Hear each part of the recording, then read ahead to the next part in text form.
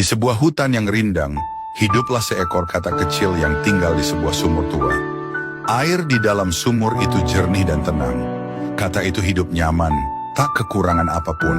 Ia sering melompat ke sana kemari di pinggir sumur sambil berkata dalam hati, "Aku cukup di sini. Dunia luar tidak penting. Aku tak perlu repot-repot ikut membantu siapapun." Suatu hari, kemarau panjang melanda.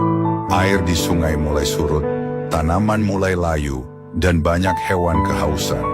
Mereka mulai mencari sumber air, tapi banyak tempat yang biasanya penuh, kini kering. Beberapa hewan lewat dekat sumur tempat katak tinggal. Mereka tampak lelah dan kehausan. Katak melihat mereka, tapi berkata, "Ini airku.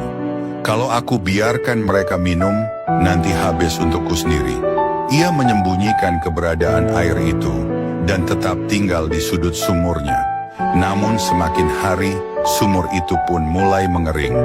Katak yang tak pernah berbagi, kini sendiri tak ada yang peduli. Ia sadar jika dulu ia bersedia membantu dan menjadi berguna, mungkin hewan-hewan lain akan membantunya pula sekarang. Si katak adalah gambaran seseorang yang hidup nyaman, punya cukup untuk dirinya sendiri, tetapi memilih untuk tidak peduli terhadap orang lain.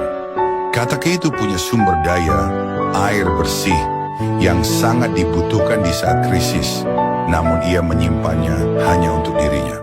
Ia berpikir, "Untuk apa aku berbagi? Ini punyaku."